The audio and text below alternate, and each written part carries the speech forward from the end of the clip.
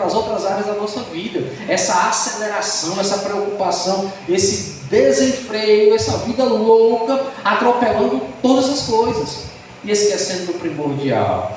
Buscai o Senhor e as demais coisas vos serão acrescentadas. Buscai o Senhor, sua justiça, glória a Deus. O reino de Deus, meus irmãos, está muito semelhante a uma flor que quer surgir em meio aos pedregais, está sendo sufocado pela terra árida, e nós precisamos ser terra fértil, para que o Senhor, pelo poder da sua palavra, comece a fazer com que a gente venha frutificar, por intermédio do Espírito Santo, aleluia, sermos árvores frondosas na presença de Deus, que darão frutos de arrependimento, frutos do Espírito Santo, glória a Jesus.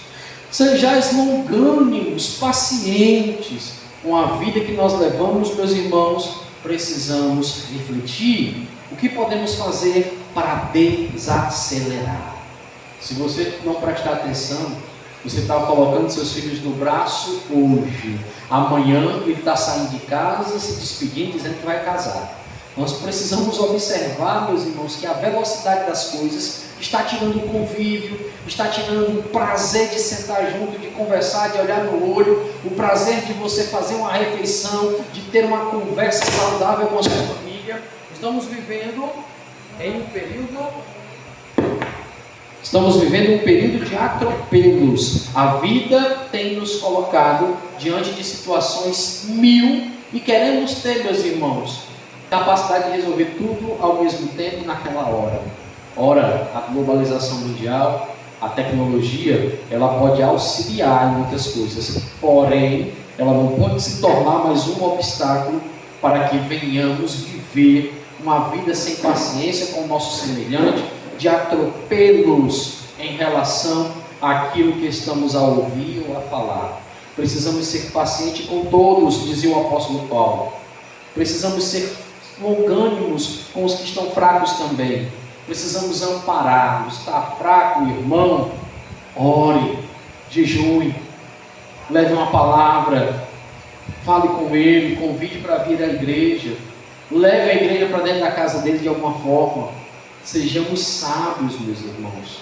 O apóstolo Paulo, no versículo 15, diz à igreja de Tessalônica que nós devemos evitar que alguém retribua mal por mal, que alguém retribua a paga daquilo que recebeu, passar para o seu semelhante. Meus irmãos, não somos como inimigo, não usamos as armas do inimigo. As nossas armas, elas são espirituais. O Senhor, em Efésios, disse ao apóstolo Paulo que o cristão tem uma armadura de Deus para suportar o dia mau.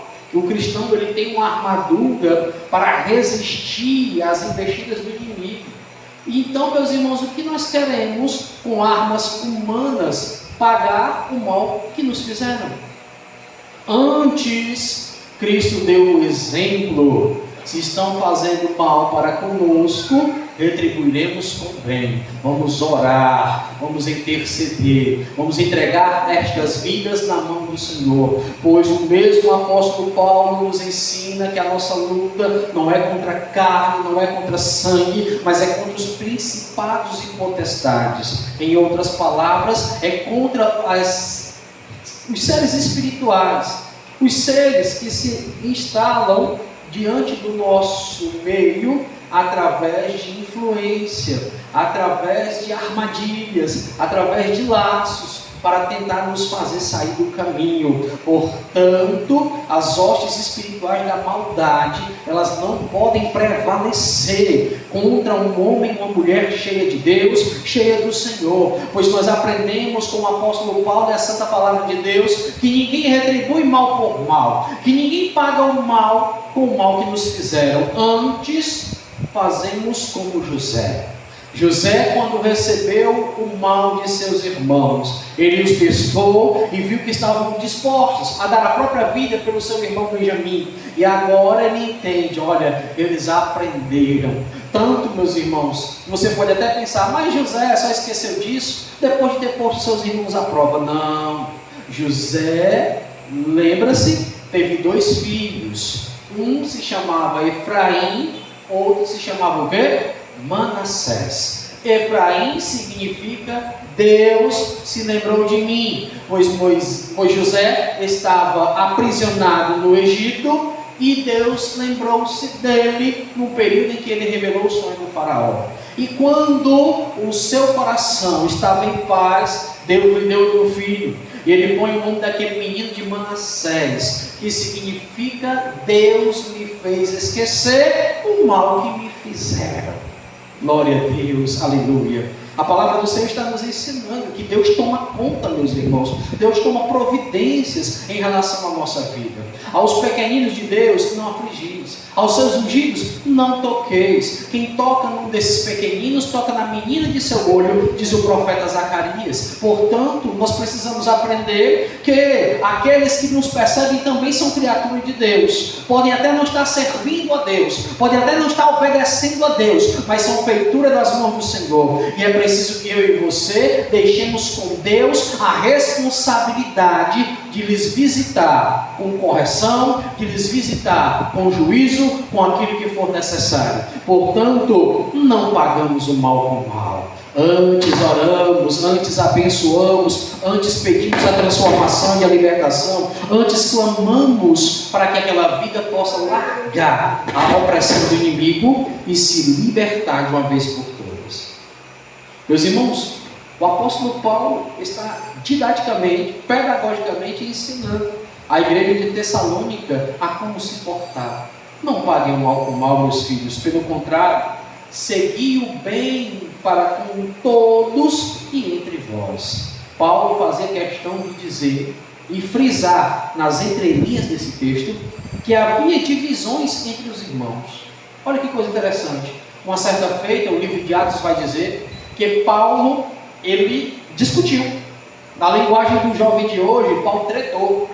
Paulo discutiu ferrenhamente com João Marcos.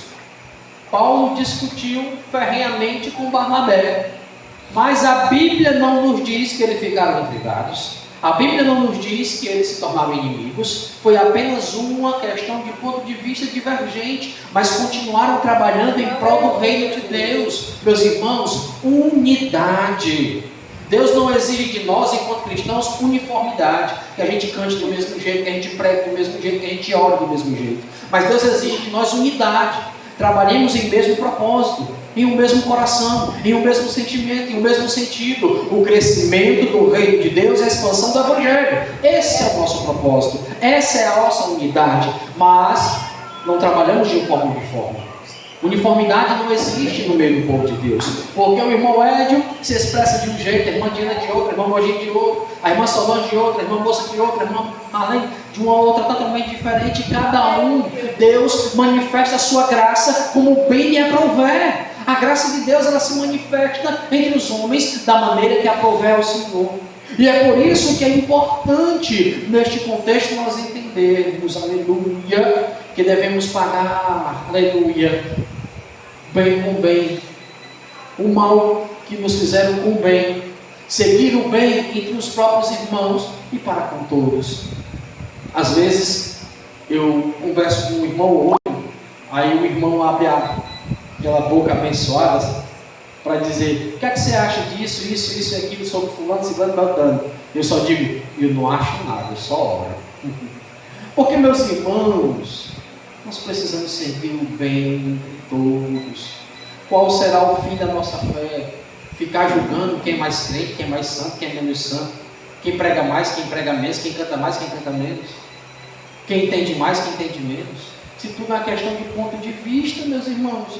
Olha, observem que a palavra do Senhor diz: sigam bem com todos. Precisamos nos dar bem entre nós, precisamos ser sábios entre nós mesmos, com inteligência espiritual. Já pensou, meus irmãos, daqui a alguns dias, Deus toca no coração do diácono Édio. Você vai dirigir um trabalho, você vai agora presidir uma igreja, mas não sendo deste mesmo ministério ao qual nós fazemos parte hoje. Agora, meus irmãos, por conta disso nós vamos virar as costas do irmão Édio? Por conta disso nós vamos deixar de crer que ele é crente, cristão? De maneira nenhuma. O bem segue com todos, e nós precisamos entender, Deus é um só, aleluia. Mesmo que um professe a fé de uma forma doutrinária diferente, se não houver heresia, amém, glória a Deus, continua aí com o Senhor, vai nessa força. Mas o bem tem que seguir com os de casa, com os da fé e também com os que andam perdidos sem o Senhor. E não é fácil, viu, meus irmãos? Porque o inimigo, ele sabe o ponto frágil de cada um de nós. O inimigo nos conheceu quando? Quando éramos mundanos, quando praticávamos coisas mundanas. Ele sabe qual é o ponto fraco nosso. Ele sabe, por exemplo, se o irmão tem pouca paciência. Aí coloca pessoas para testar a paciência do irmão, para ver o irmão explodir, e depois o irmão não conseguir usar o bem, o irmão se exaltar e passar para aquele que a gente chama de carne, né? Passar para carne. O inimigo sabe da fraqueza do irmão que gosta de mentir, da fraqueza do irmão que gosta de roubar, da fraqueza do irmão que não se controla, que não tem domínio próprio. O inimigo sabe das nossas fragilidades, pois um dia éramos escravizados pelo pecado. Porém agora, meus irmãos, nós temos a autoridade de Deus para fazer o bem, para seguir o bem para com todos e principalmente com os da fé. Louvado seja Deus. Então, meus irmãos, sejamos sábios. Busquemos o fruto do Espírito Santo, chamado domínio próprio. Domínio próprio. Antes de falar, pense. Antes de dizer, pense. Antes de agir, pense. Se aquilo vai machucar alguém, se aquilo vai ofender alguém, se aquilo vai macular a fé, se aquilo vai atrapalhar a vida do outro. Para que a gente possa, meus irmãos, colher frutos maravilhosos deste nosso portar nessa terra. Aí ele vai dizer no versículo 16: regozijai-vos sempre, alegrai-vos sempre. Quem é que se alegra sempre, irmão? Quem tem um coração grato, quem tem um coração agradecido. Quem é agradecido pelas benesses de Deus está sempre alegre, está sempre contente. Meus irmãos, e isso falta muito no povo de Deus hoje: contentamento. Não tenho tudo que amo, mas aquilo que eu tenho eu amo. Eu não tenho tudo que eu queria, mas amo tudo que eu tenho. Isto é base do contentamento. Irmãos, eu queria isso, queria aquilo, mas não deu. Amém. Talvez não era para mim mesmo. Isso também não me impede de correr atrás de conquistar. Mas isso me faz entender o seguinte: Deus continua sendo Deus. Não mudou. Alegrai-vos sempre. Lembre-se, acordou respirando? Glória a Deus. Até porque se você não respirar, nem acorda. Mas acordou, fôlego de vida de Deus te sustentando. Deitou, conseguiu colocar a cabeça no travesseiro e adormecer, sabendo que foi o melhor homem que poderia ter sido naquele dia. Glória a Deus. Colocou a cabeça no seu travesseiro, dormiu pensando: eu fui a melhor mulher que eu poderia ter sido hoje. Glória a Jesus, louvado seja o nome do Senhor. Alegre-se por ter sido no dia de hoje a versão melhor do que foi ontem, por ter sido no dia de hoje uma versão melhor do que nos dias anteriores, e procurar continuar nesse aperfeiçoamento, nesse aprimoramento do seu caráter e da sua pessoa, na pessoa bendita de Jesus. Meus irmãos, alegrai-vos sempre, regozijai-vos. Regozijar.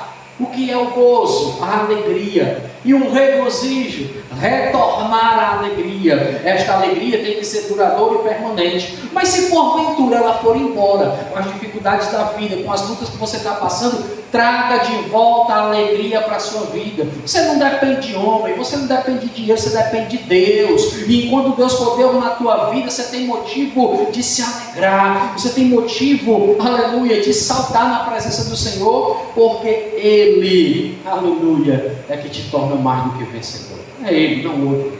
Não tem outra forma de entender a bondade, a misericórdia, a graça, se não for por intermédio da pessoa dele. Alegrai-vos sempre. Era o conselho de Paulo para os irmãos de Tessalônica. Sejam sempre gratos e alegres pelas bondades e misericórdias do Senhor.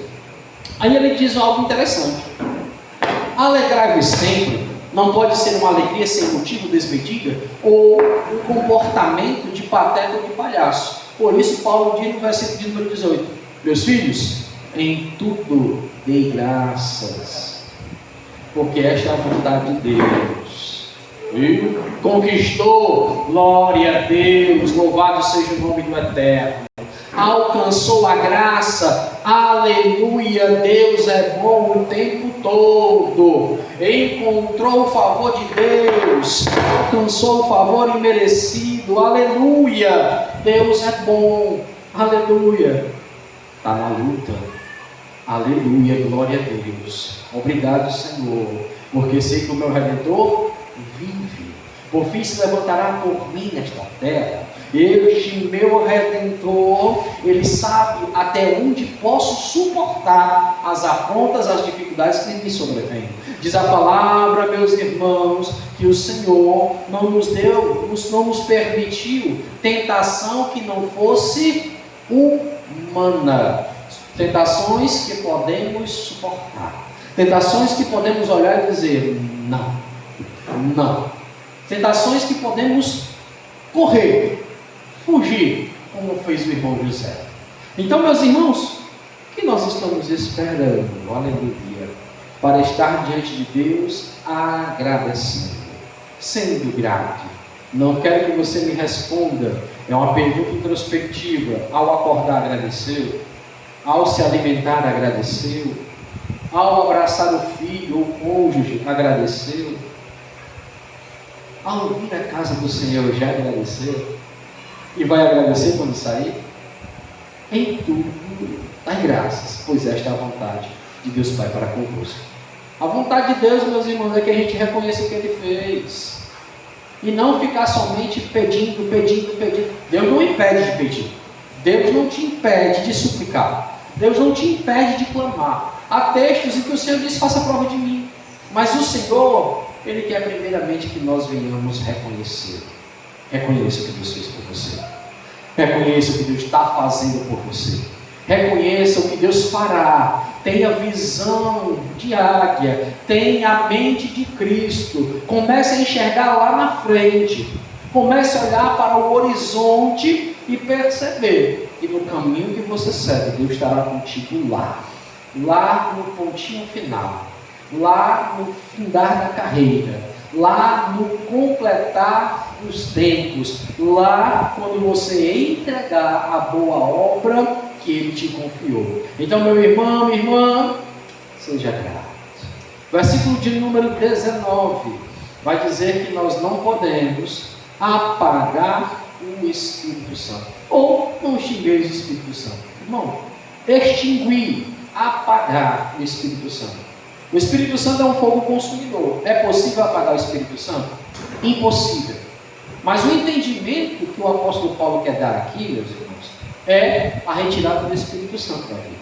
Sansão, um nazireu, um homem casto, puro, diante da sua consagração. Porém, revelou seu segredo.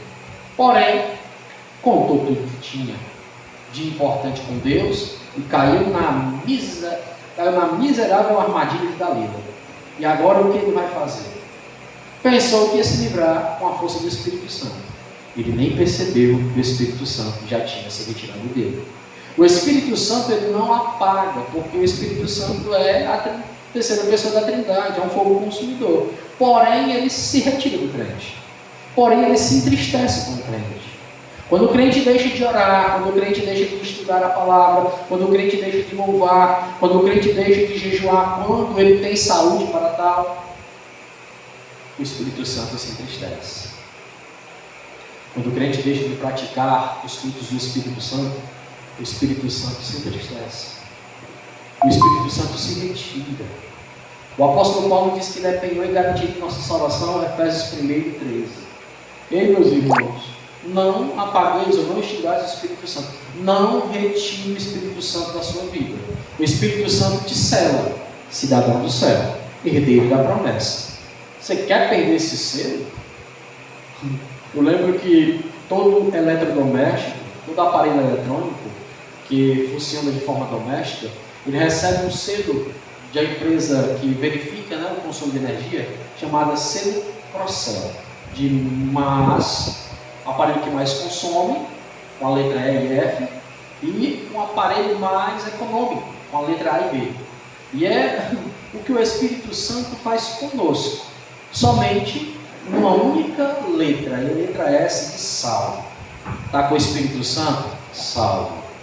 E o Espírito Santo se retirou, sua vida está em risco. Corra, se arrependa, mergulhe diante do Senhor, se derrame na presença dEle. Porque, meus irmãos, não podemos deixar nos enganar.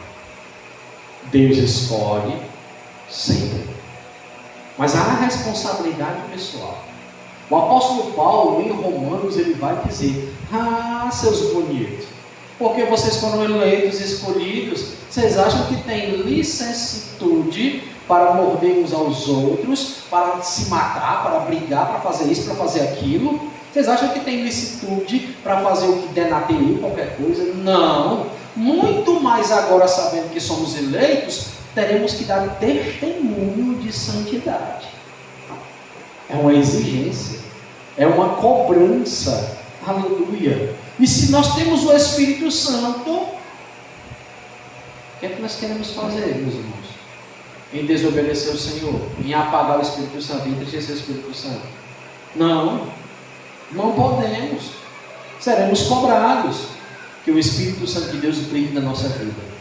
Que o Espírito Santo de Deus brilhe na nossa vida, meus irmãos, como brilhou no rosto de Jacó. Esaú viu ele de longe e gritou: Peniel, vejo Deus na tua face, meu irmão. Que os outros vejam Deus na nossa face.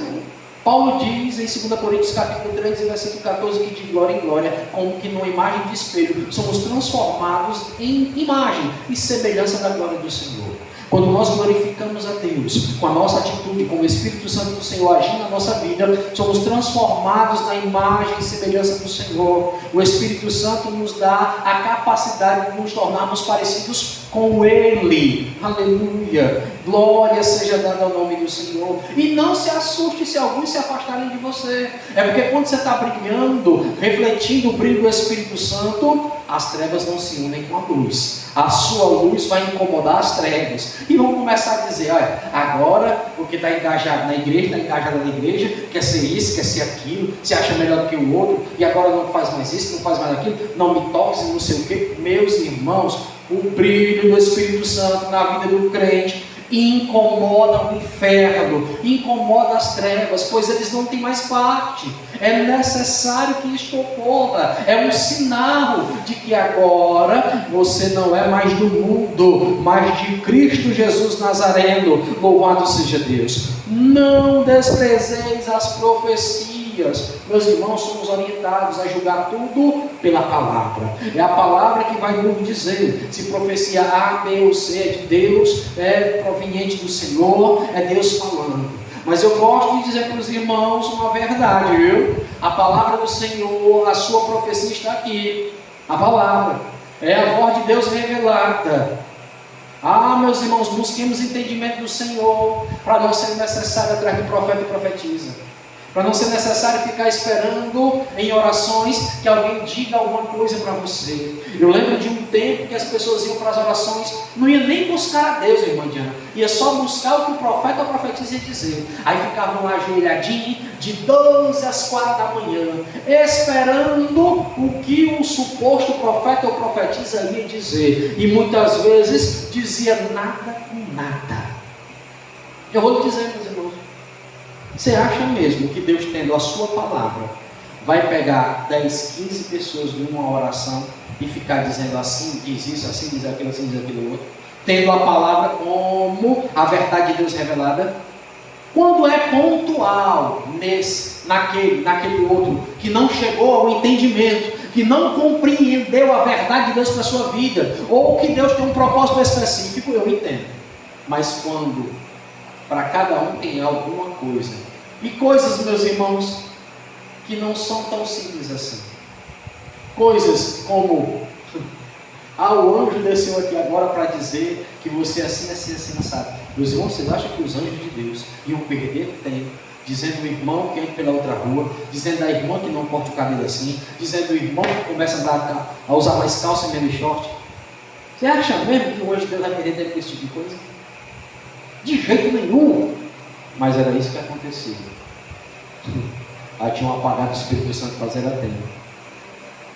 Não desprezeis as profecias. Se a profecia é de Deus, meus irmãos, vai se cumprir. Se a profecia é do Senhor, vai se realizar. de uma forma ou de outra. O Senhor profetizou a Jonas que anunciasse a verdade dele em Nínive. Por que você acha que Deus espremeu Jonas a ir lá em Nínive entregar o recado da vontade do Senhor? Porque Deus tinha, aleluia, que cumprir com a sua palavra, pois ele não mente. Por isso Jonas passou o que passou até entender que era a profecia do próprio Deus para aquela cidade. Mesmo que ele não quisesse, mesmo que o povo caísse em arrependimento, mas o Senhor havia falado. E quando o rei dá o decreto, os irmãos bem sabem, se Dario não revogou o decreto que ele deu para a vida de Daniel, quando Daniel caiu na cova dos leões, imagine o nosso Deus, que é um ser que não é homem, que minta ou que se arrependa. O que ele decreta está selado, ninguém revoga. Jonas teria que ir no meio do direito. Meus irmãos, o versículo de número 20 diz que nós não devemos julgar, desprezar as profecias, e o 21 diz que nós devemos julgar todas as coisas, para reter o que é bom. Examine tudo e retém o que é bom. Às vezes a gente tem aquela pressa, e a pressa implica em um termo, em um vernáculo linguístico que se chama precipitação. Quando você julga antecipadamente, você corre um sério risco de julgar o livro pela capa. Vou mudar aqui a figura de linguagem e falar de uma forma mais simples. Quando nós julgamos e aí falamos por impulso, temos uma tendência a fazer o quê? A de uma maneira inadequada julgar. A apressar o nosso conceito, o nosso julgamento sobre coisas ou pessoas. Então precisamos ter paciência. Às vezes a gente escuta de fulano disse isso, disse aquilo. Talvez a pessoa nem falou, mas disseram para você que tinha falado e precipitadamente você julgou no seu coração. Fulano é muito assim, muito assado. Por isso, examine tudo e retenha o que é bom. Meus irmãos, glória a Deus. Existem muitas correntes e muitas vertentes de pensamento cristão, de teologia sistemática, que é necessário examinar. Há coisas boas também. Muitos desprezam o que escrevia Calvino, mas há muita coisa boa a ser retida, examinada. Muitos desprezam o que alguns homens de Deus escreveram acerca da teologia bíblica e consideram que a versão de A, de B ou de C é que está correta e unicamente correta. O ideal seria que nós examinássemos tudo e retivéssemos o que era bom, o que era de fato o evangelho puro, genuíno e verdadeiro, corroborado e confirmado pela palavra de Deus. A melhor maneira de julgar uma profecia é ver se ela corrobora com a palavra de Deus, é ver se ela se destaca dentro do texto bíblico, se ela é cristocêntrica e se ela tem fundamento, tem base bíblica para ser creditada. Meus irmãos, no versículo de número 22, ele diz que nós devemos nos abster de toda forma ou aparência de mal. Meus irmãos, isso não é fácil, viu? Somos implicados em muitas situações do nosso dia a dia, que se nós não tivermos cuidado, poderemos ser mal interpretados, poderemos ser confundidos. Se você é muito sisudo, tem o semblante fechado, não é de estar sorrindo para ninguém, vão dizer, como é que um crente desse pode viver na face dessa terra? O homem não dá um bom dia a ninguém, a mulher não dá um bom dia a ninguém, é sisudo, é fechado, e as pessoas já julgam. E se você dá bom dia a todo mundo, sorri para todo mundo, mas é uma desfrutável, mas é um homem enxerido. Então, meus irmãos, vivemos numa seara muito difícil, onde os extremos são perigosos, e a gente tem que buscar um equilíbrio, sempre fugindo das aparências do mal, pois essas aparências do mal podem nos atrapalhar na nossa fé cristã.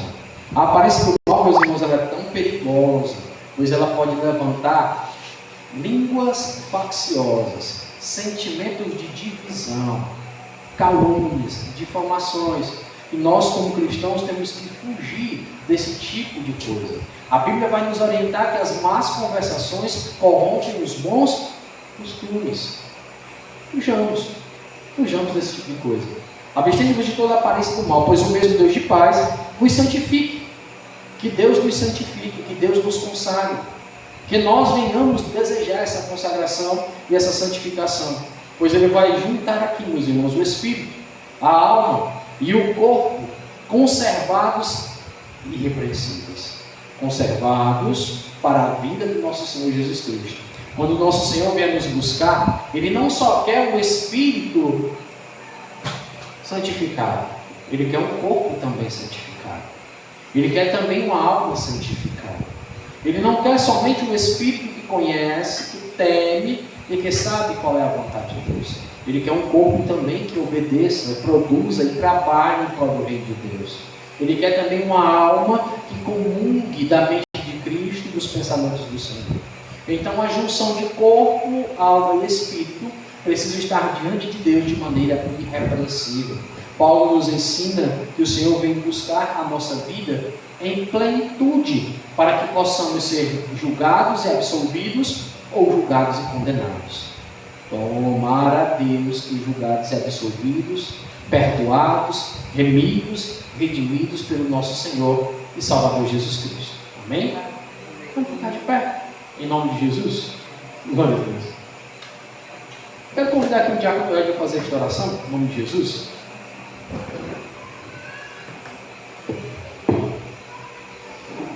Glória a Deus.